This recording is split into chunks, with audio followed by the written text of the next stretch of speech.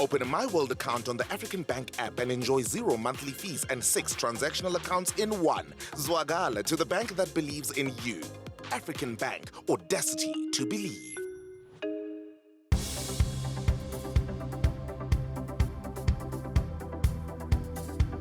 How's it going, TMS family? We've touched down in London for our exclusive conversation with Musa Motha after his experience on Britain's Got Talent. Khosi got to speak to him after the group Golden Buzzer, and we are here to speak to him about his entire BGT experience.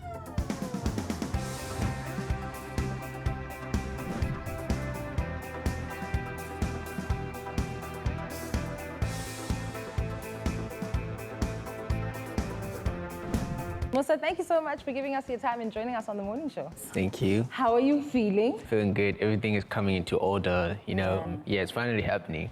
Now, let's talk about this journey, right? Look, at African Bank, they have built their business on the audacity to believe. And when your video went viral, we saw that same audacity in you. Let's talk about Mfana Yeah. coming all the way to the UK, becoming the success that you are today. Run us through that journey. I was watching my videos, you know, on YouTube and stuff, and I came across like the old videos when I was like still doing Ispujwa, you know, with my friend. Yeah. And then I remember like that was the base that I actually built. I was preparing myself for now. Yeah. You know, it might be like 10 years ago, but now it's happening, and I'm actually referring and using the tools that I've learned, you know, throughout that journey.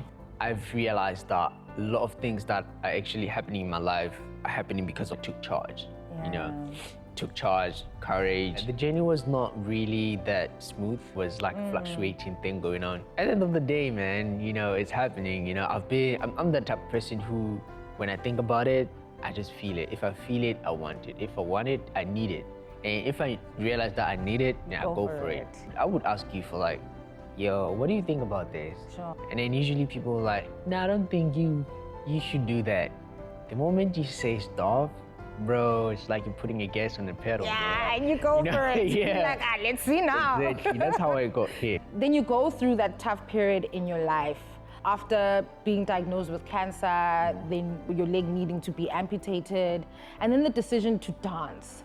That conversation with your mom, how did it go? Yeah, obviously she tried to stop me.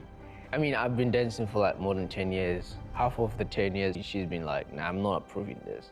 But I understand because like she's a mom. Whatever that I went through, she's like referring to everything like, yo, bro, you know where you're coming from. Yeah. You deserve like an A-class life. I tried to go to school. Yeah, when I did my diploma in chemical engineering. Sure. But after that, I'm like, nah, bro. Here's your certificate, I'm doing what I want to do. You know what I mean? I didn't even finish the course. Sure. You know, because I felt that was something that I feel I want to do it. I think Darren's called me, you know, because after that was it, you know. Britain's Got Talent, that experience must have been like crazy, wild experience for you, right? But there's something that I noticed in your performances, and that's storytelling. How did you decide what stories you were going to tell in the different performances that you had? I always say dance it's like a purpose for me. You know, performing is a purpose for me. To be honest with you, I don't plan a story. I just get into the studio, choreograph something, come up with like the whole sequencing thing, and then I just perform, and then people will be like, oh, your story was amazing. And I'm like, I don't know what story I was telling, you know? But so it's just a flow for you. It's a flow. Okay. I guess because there was some incident that I came across. Okay. Like there was this other guy, like after my performance, back at home though, he was crying, he came to me and he gave me a hug. He was like, you saved my life. Sure. I'm like, I usually tell this story. And then I was like, what's going on? He was like, he's so depressed. And then that was his last day of like having fun outside and all of that. After that, he was gonna go home and commit suicide. But because of like what he just saw on stage, he was like, you changed my life, you just saved my life, but I'm gonna go back to my wife and my kids and apologize for like what I was gonna do. How many of that person have I reached, you know, ever since I was performing? Yeah. So if I stop, imagine how many people are going to be break. Yeah, hence you say, found you, dance Yeah, found man. you, it's your calling. man. That moment where you got the group buzzer, the judges were like, we run out. And the crowd is just like, yay, find it from somewhere. And you could see in your face that you're just like, what's happening? Take me through that moment when the crowd is just, asking the judges to hit the group golden buzzer together and you realizing what happened in that moment. Just take us back to that space. I don't think that video did justice, Yeah. like of what happened there. In that moment, I couldn't even hear the judges when they were speaking. Sure. It was so loud, bro. People were standing, like cheering my name, clapping, and then It was telling. raucous. Yeah. It was like really loud. Immediately, I thought about like the dream that I had with the dance crew that we had back then, Dynamics Entertainment. We wanted to have that moment, like we wanted to go to America, Got Talent, showcase our style. But I was like, this is happening and they're not here, And then other things that came through because I prayed about it. Today, it's just about me and God. This is what you actually wanted me to do. Broke me down into tears. I don't know why, but I got so emotional. Yeah. And then as soon as I fell down on the stage, I kneeled down. The first thing I did, I prayed. I was praying that Sure. I just imagined a voice coming out of nowhere saying like, okay, this is the beginning. I've got you. Yeah, and then that was it, man. In South Africa, we're celebrating Youth Month, and the youth in South Africa is finding themselves in like a very tumultuous space.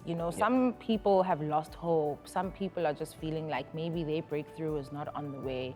If you could just share words of encouragement with them. If they were sitting in this room right before you, what would you say to them? Be careful of your choices and believe in your dreams. Dreams do come true. Yeah. The reason why you have a dream is because the reflection in the universe. And again, people don't realize that the prayer without a belief, it's like a conversation or maybe watching a TV on a mute. You need to believe. Believe it's more of like sending the frequencies to your universe. That's what the language that the universe understands.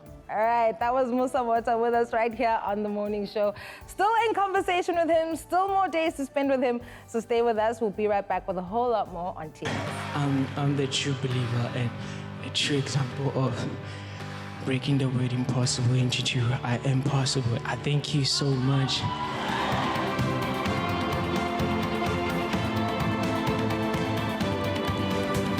A world of financial freedom for you and the most important people in your life with the My World account from African Bank.